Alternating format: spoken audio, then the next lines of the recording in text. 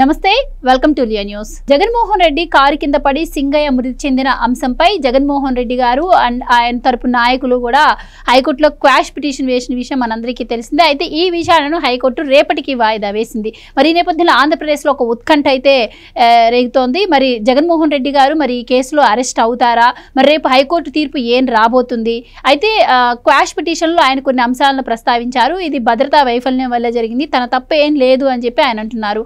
మరి దీంతో ఇటు ప్రజలు కానీ అటు కోర్టు కానీ ఏకీభవిస్తోందా, అసలు ఏం జరగబోతోంది, జగన్మోహన్ రెడ్డి అరెస్ట్ ఎప్పుడు ఉండబోతుంది అన్న విషయాలు తెలుసుకుందాం. మనతో పాటు ఉన్నారు సీనియర్ పొలిటికల్ అనలిస్ట్ అంకమరావు గారు. నమస్కారం అండి. నమస్తే అమ్మా. సార్, జగన్మోహన్ రెడ్డి గారు అసలు దీంతో నాకు ఎటువంటి సంబంధం లేదు, దీంట్లో నా తప్పేం లేదు, ఇది మొత్తం భద్రతా వైఫల్యమే, ప్రభుత్వం తప్పే అని చెప్పి ఆయన కేసును కొట్టాలని క్వాష్ పిటిషన్ హైకోర్టులో వేశారు. కానీ హైకోర్టు అయితే దీనికి అంగీకరించలేదు. ఈ రోజుకి రేపటికి వాయిదా వేసింది. సో అసలు రేపు మరి ఏం జరిగే అవకాశం ఉంటుందంటారు? ఒకవేళ క్వాష్ పిటిషన్ అంగీకరించకపోతే జగన్మోహన్ రెడ్డి గారిని అరెస్ట్ చేస్తారా? ఇక్కడ సింగయ్య సంఘటన కనుక మనం చూసుకుంటామంటే, మీరు చెప్పారు కదా భద్రతా వైఫల్యం ఉంది అని చెప్పని వాళ్ళు దాంట్లో పొందుపరిచారు కదా. వాస్తవంగా అతను ఎక్కడ ఆగకుండా మధ్యలో దారి మార్గంలో ఎక్కడ ఆగకుండా సరాసరి రెంటపాడు వెళ్ళాలి. రెంటపాడులో అతని కార్యక్రమం ఉంది కాబట్టి అక్కడ భద్రతకు సంబంధించి రోప్ పార్టీలు భద్రత 600 పైచిలుకు మంది పోలీసులను అక్కడ పెట్టేసి భద్రతను ఏర్పాటు చేశారు. అతను కనుక నేను ఇక్కడ ఆగుతాను, ఏటుకూరు రోడ్లో ఆగుతాను అని అంటే ఏర్పాటు చేసి ఉండేవాళ్ళు. అతను అడగలేదు, ఆగుతాడని వీళ్ళు ఊహించలేదు. రెండోది ఏంటి, వాళ్ళు చెప్పింది 11 వాహనాలు అతనికి ఉన్నటువంటి భద్రతకు సంబంధించి 11 వాహనాలు, అదనంగా 3 వాహనాలు, మొత్తం 100 మంది కదా అనుమతి ఇచ్చింది. అయినా సరే విస్తృతంగా వాళ్ళు వచ్చారు. సరే వాళ్ళు అక్కడ మరి ఎలాంటి అవాంఛనీయ సంఘటనలు ఎందుకు జరగలేదు? భద్రతా లోపం ఎందుకు లేదు? అక్కడ భద్రతా లోపం ఏమైనా ఉందా? అక్కడ పటిష్టమైన భద్రత ఏర్పాటు చేశారు కదా, ఏమీ జరగలేదు కదా. అక్కడ తొక్కిసలాట్లు కానీ అడావుడు కానీ ఏం జరగలేదు కదా, భద్రంగానే వచ్చాడు కదా ఆయన. మరి ఇక్కడ ఎందుకు జరిగింది? ఆ వాహనంలో ఇతను ప్రయాణిస్తున్నాడు కాబట్టి వాళ్ళు తప్పించుకోవడానికి, ఇతనికి పేరు రాకుండా ఉండటం కోసం వేరే వాహనం పేరు కూడా చెప్పి తప్పించారని చెప్పి మనకు తెలుస్తూనే ఉంది కదా. తలసిల రఘురామ్ అనే ఆయన సమాచారం ఇచ్చాడు అని చెప్పి మనకు వార్తలు వస్తున్నాయి. మరి నిజమెంత అబద్ధం ఎంతో రేపు పొద్దున వాళ్ళు విచారణలో చెప్పాలా, విచారణ అధికారులు. మరి దానికి సంబంధించి వచ్చి ఎస్పీ గారు కూడా మాట్లాడారు కదా, అప్పుడు వేరే వాహనం గురించి చెప్పారు కదా, అది వంక పెట్టుకొని వీళ్ళు మాట్లాడుతున్నారు. ఇప్పుడు ఆ రోజు కనుక ఆయన తొందరపడపోయినట్లయితే ఇప్పుడు ఈ ఇబ్బంది ఉండేది కాదు. ఇక్కడ ఏం జరిగింది, మన కళ్ళ ముందు ఇప్పుడు కనపడుతున్నటువంటి చిత్రాలను చూసుకుంటే మన కళ్ళ ముందు కనపడుతుంది అంటే వాహనం నిదానంగా వెళ్తున్నమాట వాస్తవం, అతను బయట నుంచున్నమాట వాస్తవం, అతను దాని కింద పడ్డమాట వాస్తవం, కొంత దూరం వెళ్ళిన మాట వాస్తవం.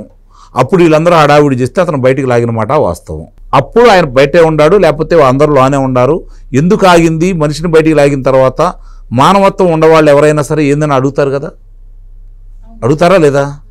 మానవత్వం ఉన్నవాళ్ళు ఏం చేస్తారు? దిగి తన కార్యకర్త పైపెచ్చు, తన కార్యకర్త తన జోటాలను వచ్చి తన కారు కింద పెడితే గాయాలు ఏమన్నా అయినాయా, అతనికి ఏమన్నా అంటే వెంటనే వైద్యం చేయాల్సిన అవసరం ఏమన్నా ఉందా అని చెప్పని ఆలోచన చేసి, అవసరం ఉంటే చివరికి తను ప్రయాణించే వాహనానైనా అతను కేటాయించేసి వేరే వాహనంలో బయలుదేరి వెళ్ళేవాడు నాయకుడు అనే వ్యక్తి. మానవత్వం ఉంటే రెంటపాల నుంచి తిరిగి వస్తూ ఉండగా తనకి ఈ విషయం తెలిసింది అంటున్నారు. అదే తప్పించుకోవడానికి ఈ రోజు వాళ్ళు అలా చేస్తున్నారే తప్ప, ఎందుకు వాహనం ఆగిందో కూడా చెప్తారు కదా. అడిగితే ఎందుకు ఆగిందంటే చెబుతారా లేదా? ఆ లాగేటప్పుడు వాహనం అయితే కదా బయటికి లాగేది.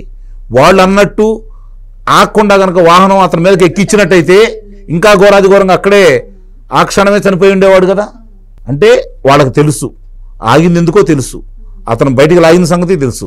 కనీసం జగన్మోహన్ రెడ్డి దిక్కపోయినా ఆ వాహనంలో ఉన్నటువంటి మాజీ మంత్రులు కావచ్చు, వైవి సుబ్బారెడ్డి కావచ్చు, వాళ్ళు కూడా దిగలేదు కదా.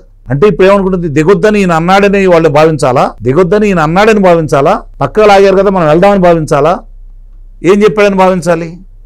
అది కదా ఇప్పుడు దానికి సంబంధించింది.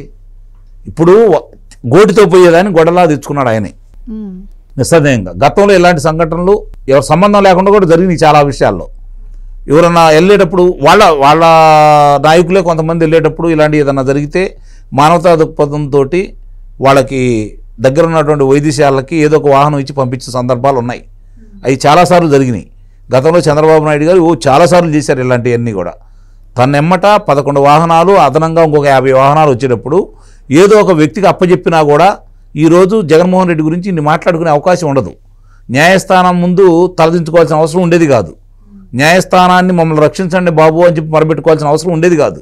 దీన్ని చిలవల పొలవలుగా అతను రక్షించడం కోసం ఇన్ని అబద్ధాలు ఆడాల్సిన అవసరం కూడా ఉండేది కాదు. అయితే ఆయన హైకోర్టులో ఈ చావుతో నాకు ఎటువంటి సంబంధం లేదు, భద్రతా వైఫల్యం వల్ల ఇది జరిగింది, సో ఈ కేసును కొట్టేయండి అని వేశారు. సో అంతవరకు ఓకే, ఆ పేరు ప్రఖ్యాతులు కూడా పోతాయి, అదుపులో ప్రఖ్యాతులు పోతాయి అని చెప్పి ఆయన అంతవరకు ఓకే, ప్రతిష్టకు భంగం అనేసాడు. అవును, అంతవరకు క్వాష్ పిటిషన్ వరకు ఓకే అనుకోండి.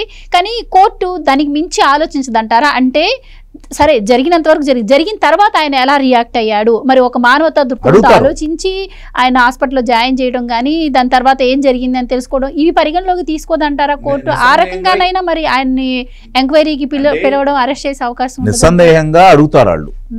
అడిగినప్పుడు ముందుగా అతనికి ఉన్నటువంటి వెలుసుబాటును కూడా ఆలోచిస్తారు వాళ్ళు.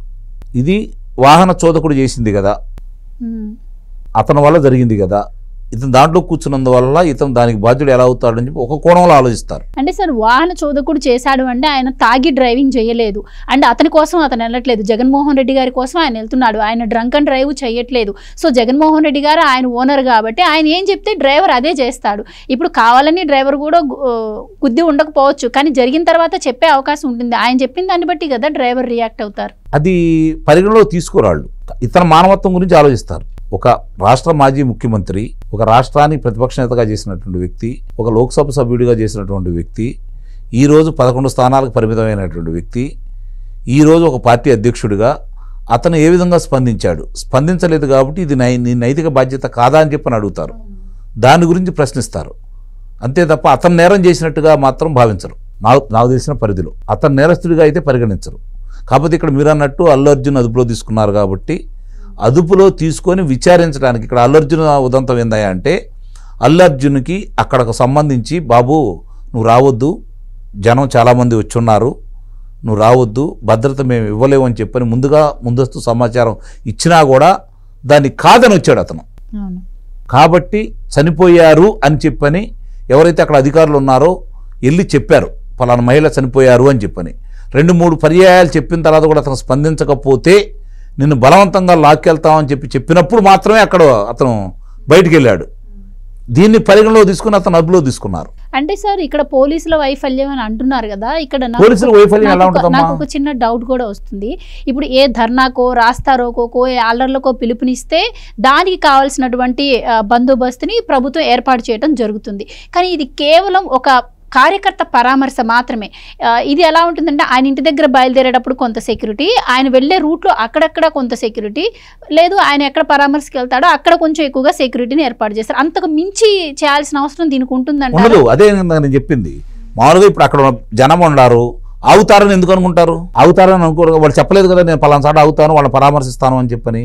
నువ్వు వెళ్ళి ఆ కుటుంబాన్ని పరామర్శించడానికి వెళ్తున్నావు, ఆ వ్యక్తి చనిపోయాడు, అతని కోసం విగ్రహాలు పెట్టారు, ఆ కుటుంబాన్ని పరామర్శించడానికి వెళ్తున్నావు, ఆ విగ్రహ ఆవిష్కరణకు వెళ్తున్నావు నువ్వు. అంతవరకు నీకు అనుమతులు ఉన్నాయి, అంతవరకు నువ్వు చేస్తే నీకు కావాల్సినంత రక్షణ కావచ్చు, భద్రత కావచ్చు వాళ్ళు ఏర్పాటు చేశారు. అక్కడేం ఇబ్బంది పడలేదు కదా నువ్వు, అక్కడేం ఇబ్బంది పడలేదు కదా. ఇక్కడ అసలు ఆలోచించుకోవాల్సింది ఏంటంటే ఇక్కడ పోలీసుల వైఫల్యం అనేది ఎక్కడా లేదు. కాకపోతే ఇంటెలిజెన్స్ వైఫల్యం ఉంటే ఉండొచ్చు, నేను అది కాదనలేను. ఎందుకంటే ఇంతమంది గుమ్మిగూడిన తర్వాత అతను ఆగుతాడని వాళ్ళకు కూడా తెలియదు కదా. వస్తారని సంగతి తెలుసు. జగన్మోహన్ రెడ్డి ఎక్కడికి వెళ్ళినా వేలం వేరుగా జనం వస్తున్నారు, వాళ్ళు కావాలని నాయకులు వాళ్ళందరినీ తీసుకొని వస్తున్నారు, అంతవరకు వాస్తవం. మీరన్నట్టు పోలీసుల వైఫల్యం లేదు అన్నారు, కానీ ఎస్పీ అప్పుడు ఒక స్టేట్మెంట్ ఇచ్చారు, ఇది ఎప్పుడైతే జరిగిందో అతను తప్పుదోవ పట్టించారు కాబట్టి తప్పుదోవ పట్టించారని మీరే అంటున్నారు. సో ఇప్పుడు ఆ ఎస్పీ ఏదైతే స్టేట్మెంట్ ఇచ్చారో దాన్ని పట్టుకొని ఇప్పుడు వైసీపీ వాళ్ళు దాన్నే ఎక్కువగా బయట ప్రొజెక్ట్ చేస్తున్న పరిస్థితి మనం చూస్తున్నాం. మరి ఇంత జరుగుతుంటే ఎస్పీ గారైనా తనకి ఎలా సోర్స్, అంటే ఏ సోర్స్ ద్వారా తనకు ఆ సమాచారం అందింది అన్నది కూడా బయట పెట్టాల్సిన అవసరం లేదు. అంటే కొన్ని బహిర్గతం చేయరు, ఎందుకంటే తప్పు అక్కడ జరిగింది కాబట్టి బహిర్గతం అయితే చేయరు. విచారణలో ఉంటేనే కదా మరి కొత్తది బయటకు వచ్చింది, ఈ కొత్త వీడియో బయటకు వచ్చింది. ఆవిడ విచారణ చేస్తే వాస్తవాలు తెలుసుకుంటేనే కదా ఇవన్నీ బయటకు వచ్చినాయి. తర్వాత వాళ్ళకు సంబంధించినంత వరకు వాళ్ళు వెళ్ళే మార్గంలో అందరూ భద్రత అయితే ఏర్పాటు చేస్తారు. భద్రత ఎప్పుడు ఏర్పాటు చేస్తారు? దగ్గర ప్రదేశం దగ్గర ఇంకెక్కువ మంది ఉంటారు. మార్గ మధ్యంలో కొన్నిసార్లు అక్కడక్కడ వాళ్ళు నిలబడి వాళ్ళు చూస్తూ ఉంటారు, ఎవరు రానియకుండా. ఇట్లాంటిది ఒక్కసారిగా మూకుమ్మడిగా వచ్చారు అంటే వాళ్ళు ముందుగా అనుకొని, వాళ్ళ నాయకులు అనుకొని ఆ విధంగా తీసుకొచ్చారని కదా మనం భావించాలి. నిజంగా ఆయన కోసం వాళ్ళు వస్తే అక్కడికి వెళ్తారు, ఇక్కడ ఆగరుగా. ఎక్కడైతే కార్యక్రమం ఉందో అక్కడికి వెళ్తారు కదా. వాళ్ళు ముందస్తు ప్రణాళికలతోటే ఇక్కడ ఆపటానికి ప్రయత్నం చేశారనేది స్పష్టంగా అర్థమైపోతా ఉంది కదా. అది పోలీసులకు తెలియదు కదా. ఇంటెలిజెన్స్ వాళ్ళు ఏదైనా తెలుసుకోవాలనుకుంటే వాళ్ళు తెలుసుకోవాలి, వీళ్ళకైతే తెలియదు కదా. కాబట్టి వాళ్ళు అక్కడ కూడా ఇట్లా జరిగిద్దని అయితే వాళ్ళైతే ఊహించలేదు కదా. వాళ్ళైతే కొత్త ఏం కాదు కదా. పోయినసారి చూసాము, వినుకొండ చూసాము, తెనాలి చూసాము, మొన్న జరిగిన పొదిలి చూసాము. అయితే సార్ జరగకూడదు జరిగింది. ఫైనల్గా అయితే వాళ్ళు హైకోర్టుకి వెళ్ళారు. హైకోర్టు తీర్పు ఎలాగూ రేపు వస్తుంది. కానీ దీన్ని అసలు క్వాష్ చేయాలని జగన్మోహన్ రెడ్డి గారు అంటున్నారు. ఇది అసలు క్వాష్ చేయాల్సినటువంటి కేసేనా? మీ పర్సనల్ ఉద్దేశం ఏంటి? కాదు, ఎట్టి పరిస్థితుల్లో కూడా వివరణ ఇవ్వాలి అతను. ఆ వివరణ ఇవ్వకుండా, సరైన వివరణ ఇవ్వకుండా, కనీసం ఇప్పుడు అతను మనస్తత్వం ఎలా ఉంటుంది అంటే, మీరన్నట్టు ముందు తెలియలేదు అనుకుందాం, అతను చెప్పినట్టుగా ముందుకు తెలియలేదు అనుకుందాం, మళ్ళీ తిరిగి వచ్చేటప్పుడే చెప్పారని అనుకుందాం. మరణ రోజు కదా పత్రికా సమావేశం ఏర్పాటు చేసింది. కనీసం తన కార్యకర్తలు ఇద్దరు చనిపోతే, అక్కడ జయవర్ధన్ రెడ్డి చనిపోయాడు, ఇక్కడ సింగయ్య చనిపోయాడు, ఇద్దరు చనిపోతే చనిపోయిన వాళ్ళకి సంతాపం తెలపటం అనేది మానవత్వమా కాదా? ఓ పార్టీ అధ్యక్షుడిగా అతని బాధ్యత కాదా? అంటే ఎంత నిర్లక్ష్యంగా ఉన్నాడు. నిజాన్ని దాచినట్టు కూడా అవుతుంది. అంతే కదా. అంటే ఇక్కడ అతను కావాలని చేశాడని అర్థమవుతుంది. కాబట్టి ఆ ఒక్క కారణంతో ఈరోజు అతను అదుపులో తీసుకునే అవకాశం ఉంటుందని అయితే నేను భావిస్తున్నాను. Right sir, thank you so much అండి. Please subscribe to Leo news for more videos.